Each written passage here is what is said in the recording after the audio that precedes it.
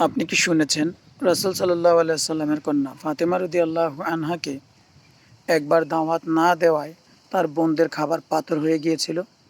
এই গল্প আজকাল ভাইরাল ভিডিওতে ঘুরে বেড়াচ্ছে। কিন্তু প্রশ্ন হলো, এটি কি ইসলামের ইতিহাসে সত্যি কোনো ঘটনা? আজকে আমরা যাচাই করব এই ঘটনাটি কোরআন, হাদিস এবং ইতিহাসের নির্ভরযোগ্য গ্রন্থের আলোকে। ঘটনাটি কিভাবে ছড়িয়েছে, কিছু ইউটিউব ভিডিও, ফেসবুক পোস্ট বা ওয়াজের নামে বলা হয়। হজরত রুকাইয়া ও কুলসুম রাদিয়াল্লাহু আনহা এদের মধ্যে একজন। ফাতেমা রাদিয়াল্লাহু আনহা এর ঘরে দাওয়াত দেননি। ধনী আত্মীয় স্বজনদেরকে দাওয়াত দেওয়া হয়েছে, কিন্তু গরিব বলে ফাতেমা রাদিয়াল্লাহু আনহাকে বোনের বাড়িতে দাওয়াত দেওয়া হয়নি, যার ফলশ্রুতিতে খাবার পাথর হয়ে যায়।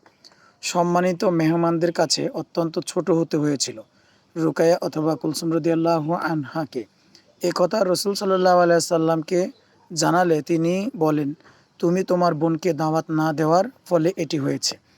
ভিডিওতে এটিকে অলৌকিক শাস্তি হিসেবে দেখিয়ে বলা হয়, আহলে বায়েতের অধিকার সংরক্ষণ না হওয়ার কারণে এই শাস্তি হয়।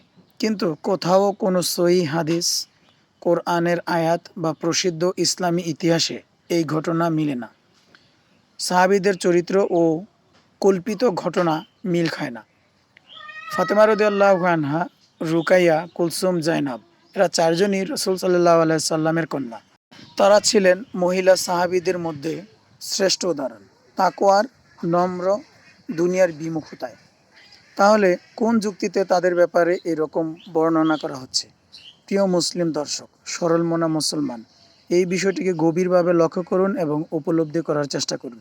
ভিডিওগুলোতে বর্ণিত যে বিষয়, তাদের মধ্যে হিংসা, ক্ষোভ, দাওয়াত না পেয়ে সম্পর্ক ত্যাগ, দাওয়াত না দেওয়ার মতো ঘটনা, এইসব তো মুনাফিকদের চরিত্র হতে পারে, কিন্তু রসুলের ঘরে রসুলের কন্যাদের মধ্যে হতে পারে না।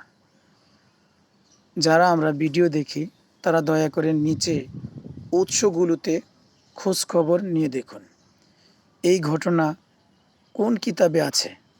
আমরা যেসব প্রামাণ্য কিতাব খুঁজে দেখি, কিতাব বর্ণনা আছে কিনা? সিরাত ইবনে হিশাম নেই, আল বিদায়া ওয়ান নিহায়া ইবনে কাসির নেই, তারিক আত তাবারি নেই, সহি বুখারী, সহি মুসলিম নেই, উসদুল গাবা ইসাবা ফি তামইজ সাহাবা নেই।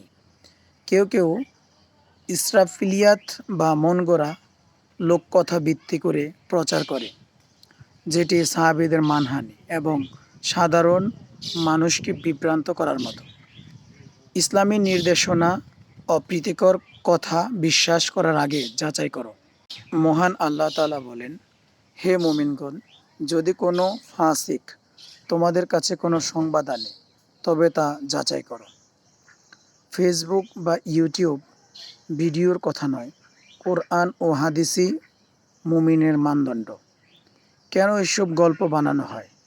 ইসলামের শত্রুরা এবং ভ্রান্ত মতবাদধারীরা, কিছু শিয়া বা গুমরাহ গোষ্ঠী আহলে বাইতের সম্মান দেখানোর নামে সাহাবীদের মধ্যে হিংসা ও বিভেদ দেখাতে চায়। এভাবে মুসলমানদের মধ্যে ফিতনা ছড়ানো হয়, অথচ সাহাবাদের মধ্যে এমন হিংসা কখনোই ছিল না। সরল মনা মুসলমান ভাই ও বোনদের সতর্কতা, ভাইরাল ভিডিও মানেই সত্য নয়। আপনার বিশ্বাসের ভিত্তি কোরআন ও হাদিস, ইউটিউব নয়। এমন মন গড়া গল্প যারা বানায় তারা গুনাহগার, আর যারা ছড়ায় তারাও সেই গুনাহের শরিক। ভাই ও বোনেরা, আপনি যদি এমন কোনো গল্প শুনেন যেখানে সাহাবীদের অপমান করা হয়, রাসূল সাল্লাল্লাহু আলাইহি সাল্লামের ঘরে মানুষের মাঝে হিংসা দেখানো হয়, তাহলে সেটা যাচাই না করে বিশ্বাস করবেন না। এগুলো ইসলাম নয়। ইসলামকে কলুষিত করার চেষ্টা, যেন ইসলাম দুনিয়ার বুকে ছড়াতে না পারে, হিংসা ছড়ায়। আসুন আমরা কোরআন ও সহিহ হাদিসকে আঁকড়ে ধরি এবং সকল ভ্রান্ত গল্প থেকে নিজেদেরকে ও সমাজকে রক্ষা করি। আল্লাহ আমাদের সত্য বোঝার ও মিথ্যা থেকে দূরে থাকার তৌফিক দান করুন। আর যেহেতু আমি দিন ইসলামের সহি তথ্য প্রচারের চেষ্টা করি, তাই আমার পক্ষ থেকে যদি কোনো ভুল কারো দৃষ্টিগোচর হয়, দয়া করে সমালোচনা না করে আমাকে কমেন্টসের মাধ্যমে জানাবেন। আমি নিজেকে সংশোধন করে নেওয়ার চেষ্টা করব ইনশাআল্লাহ। সেটা আপনাদের মাধ্যমে হোক অথবা কোনো সম্মানিত আলেমের মাধ্যমেই হোক। ভিডিওটি যদি ভালো লেগে থাকে চ্যানেলটি অবশ্যই সাবস্ক্রাইব করুন আর লাইক শেয়ার কমেন্টস করে আপনার অনুভূতি জানাবেন। আল্লাহ আমাদেরকে সহি বুঝে দিন ইসলামের সঠিক বুঝ নিয়ে আমল করার তৌফিক দান করেন। আমিন।